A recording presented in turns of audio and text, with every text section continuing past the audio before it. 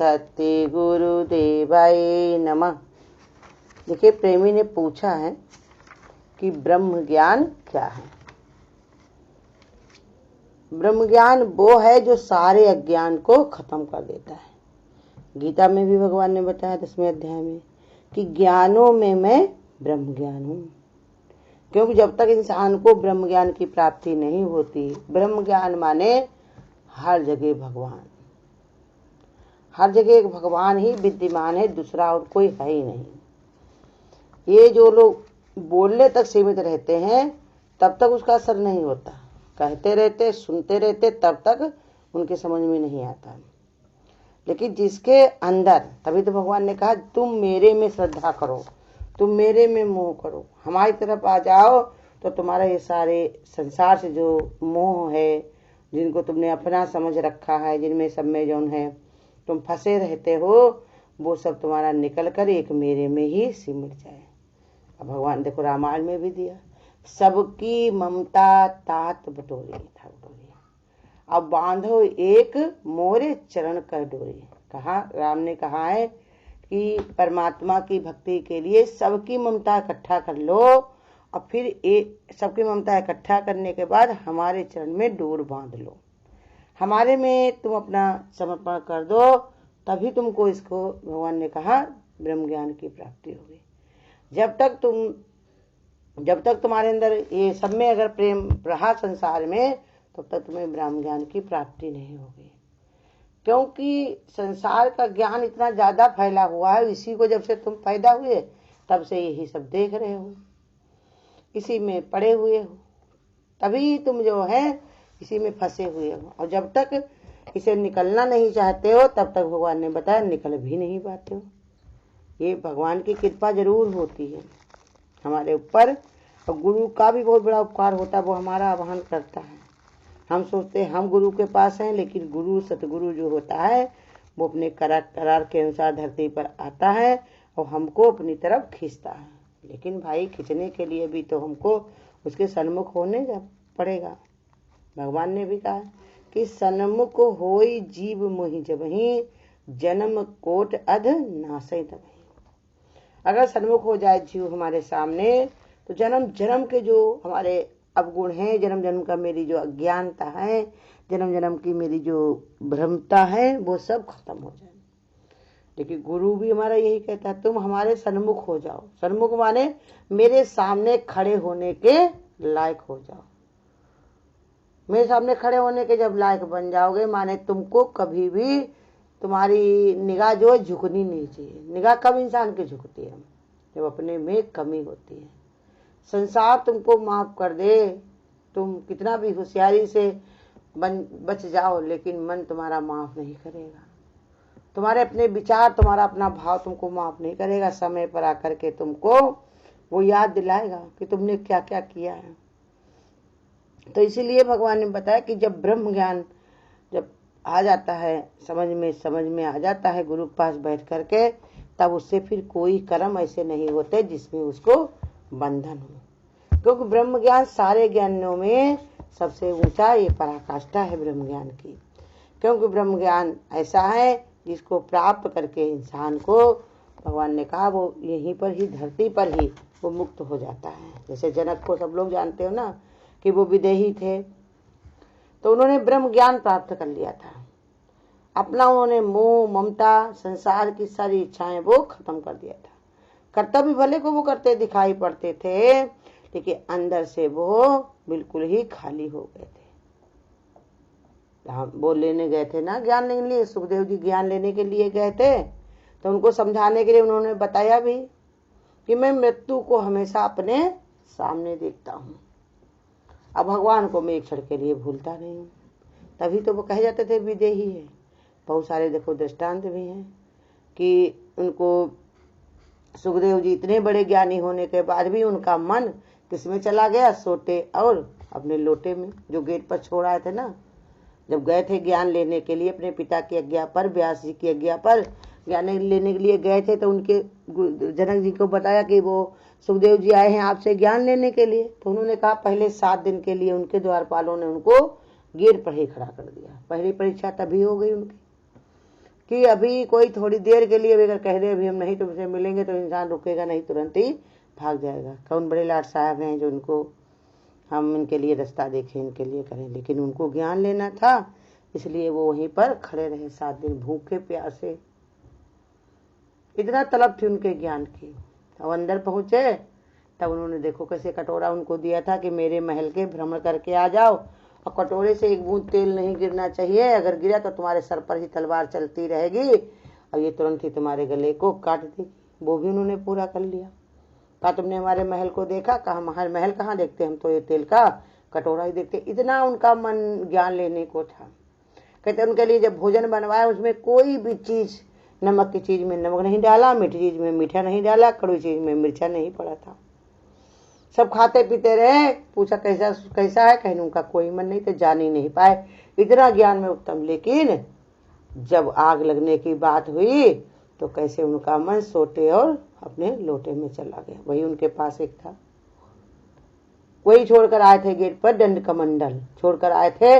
उसी को एक दंड जो पकड़ने वाला होता हाथ में डंडा, और कमंडल अपना उसी में सब लेते थे वो, तो उसी में मन चला गया। और राजा विदेही जो राजा जनक थे, उनकी इतनी बड़ी राज जलने की खबर आई, लेकिन उनका भी कोई हिला नहीं पाया उनके चित्त को।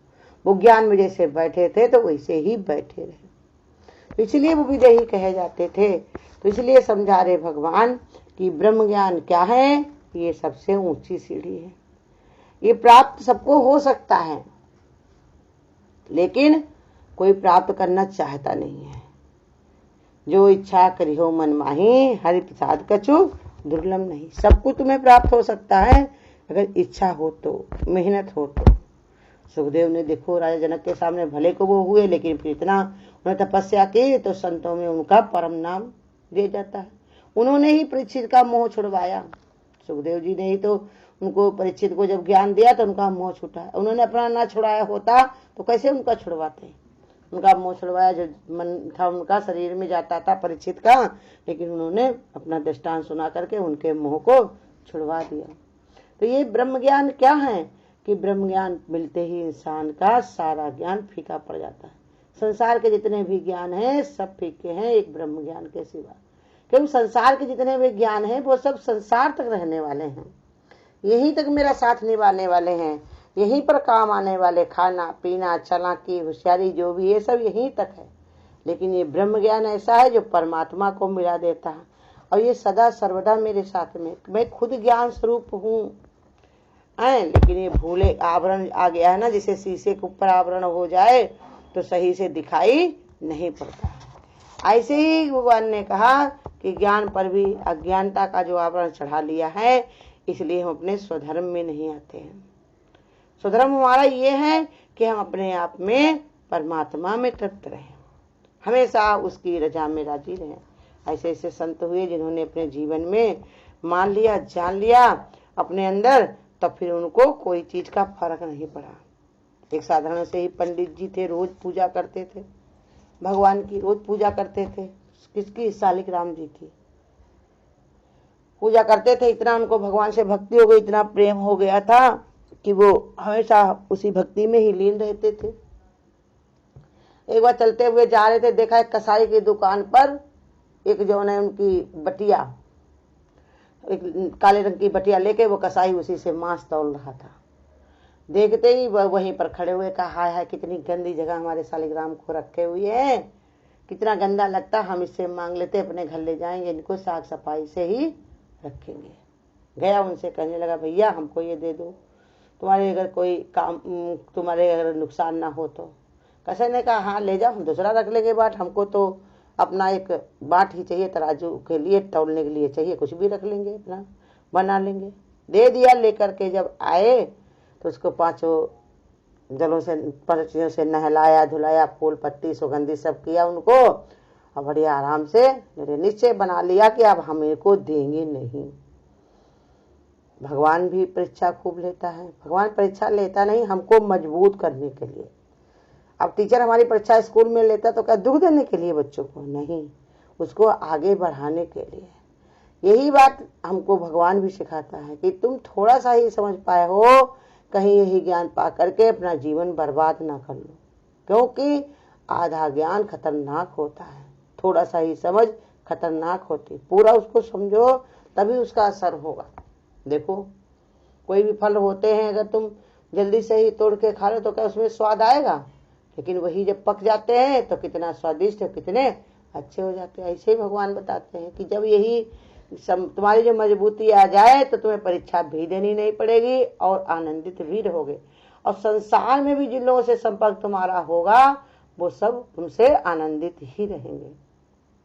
इसलिए बताया जो ब्रह्मज्ञानी होता है, दादा भगवान के वचन में है कि जो ब्रह्मज्ञानी होता है वो अपने आप में तो आनंदित रहते ही रहता है, और उनके संबंध में भी जो जुड़ जाते हैं, जो उनके आस पास होते हैं, जो उनको देख लेते हैं, जो उनसे मिल लेते हैं, सबको ही सुख मिलता है।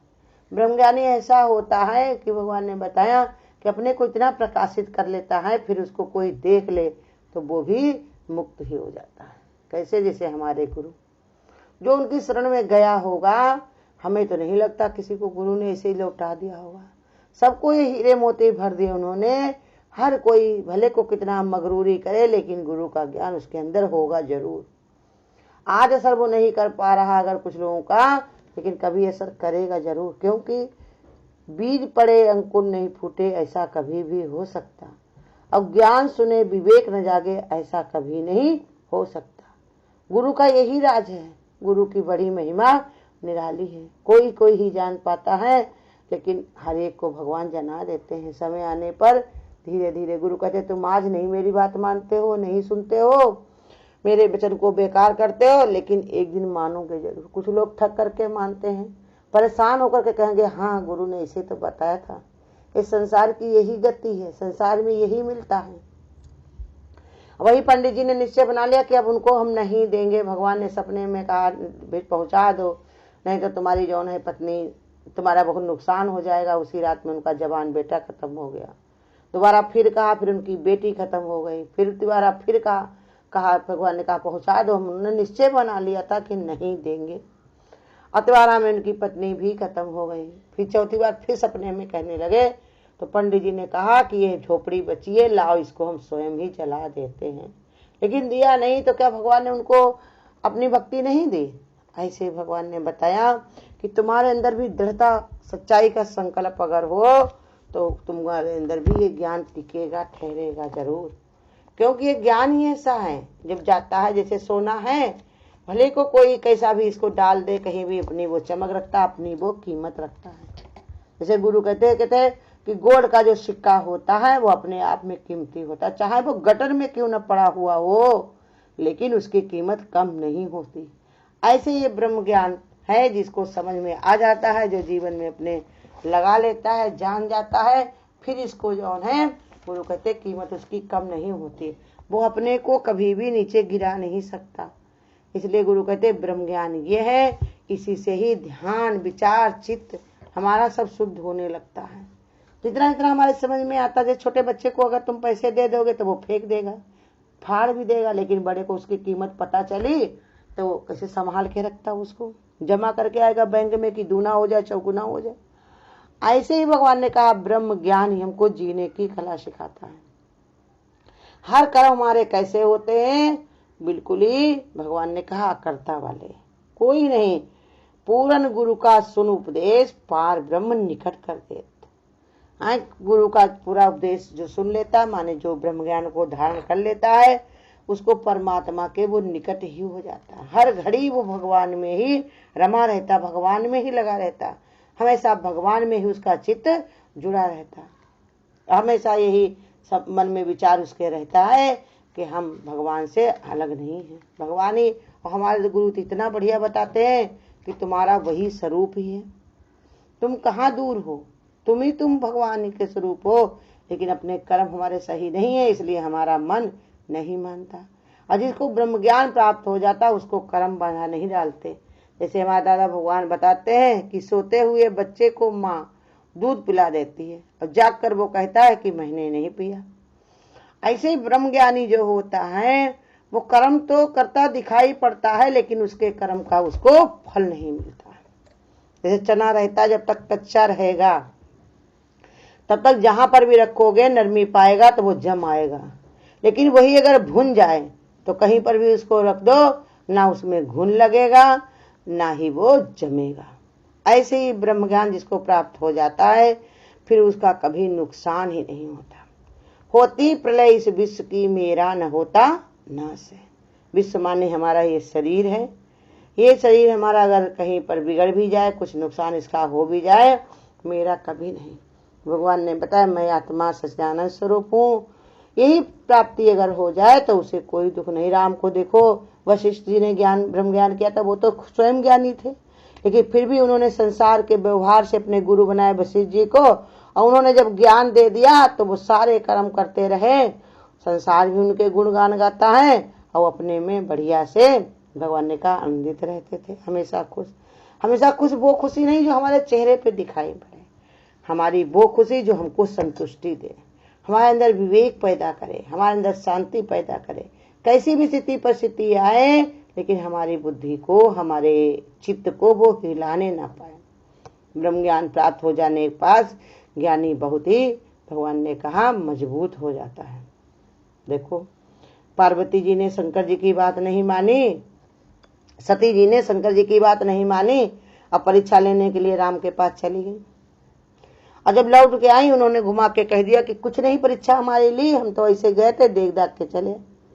लेकिन शंकर जी वहीं से ध्यान करके देख लिए कि ये गई थी वहां परीक्षा ली, तो उन्होंने कैसे उनको देखा है। भगवान ने बताया कि सीता माँ का रूप बनाया था, सीता माँ का रूप बनाया तो हमारी ये माँ के समान हो गई, इसलिए उन्होंने क्या किया, शंकर सहज समाधि लीना।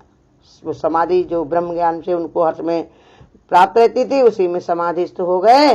अब फिर उसके बाद में उनको कोई भी याद नहीं रह गई कि सती कब तक क्या कहती रही, क्या सुनती रही, क्या माफी मांगती रही। अब वो उसी में ही रम गए। फिर उसके बाद उन्होंने पक्का निश्चय कर लिया कि इन्होंने मेरी माँ का रूप बनाया है, अब इनको हम शरीर से अपनी पत्नी नहीं मानेंगे। यही तन सती भेंट अब नहीं, वो अपने मन में निश्चय कर लिया। तो ये ब्रह्म ज्ञान क्या होता, हमको निश्चय देता है। लेकिन ब्रह्म ज्ञान कोई बिरला ही धारण कर पाता है, क्योंकि इसमें पाना तो बहुत कुछ मिलता है लेकिन खोना भी दिखाई पड़ता है। संसार के हिसाब से बहुत कुछ, संसार इसी को मानता है, लड़के बच्चे घर परिवार शरीर यही सब कुछ मानता है। लेकिन इसका सब जीते जी ही त्याग कर देता है, इसका कोई विचार नहीं रहता है, तब ये ब्रह्म ज्ञान की प्राप्ति होती है। जैसे बच्चा 20 साल अपने लगा देता है तब उसके हाथ में सर्टिफिकेट आता है। डॉक्टर बनने वाले बच्चे 10 साल बैठ करके कंपटीशन में बैठते हैं तब जाके वो सफेद धारण करते हैं ड्रेस। ऐसे ही बताया जो ब्रह्म ज्ञानी होता है उसको बड़ी कठिनाई से प्राप्त करता है। तो उसको जब कठिनाई से प्राप्त करता है तो उसका कोई, गुरु कहते कोई जो है नुकसान भी नहीं होता। तो भगवान कहते हैं कोई भी चीज पे अगर मेहनत करोगे तो उसका फल अच्छा ही निकलेगा। ब्रह्म ज्ञान जब प्राप्त हो जाता है तो इंसान को अथाह शांति, अथाह तृप्ति पैदा होती है। तो उसी को कहा जाता है कि गज धन बाज धन और रतन धन खान, और जब आवे संतोष धन तो सब धन धूल समान। ब्रह्म ज्ञान की प्राप्ति एक बहुत बड़ा भगवान ने कहा सिद्धि है, जिसको प्राप्त हो जाती है वो परम आनंदित हो जाता है। हरिओम। अगर आपको आज की वीडियो अच्छी लगी हो तो वीडियो को लाइक और शेयर करना ना भूलें। आगे की वीडियोस देखने के लिए चैनल को सब्सक्राइब करें और नोटिफिकेशन बेल को ऑन करें।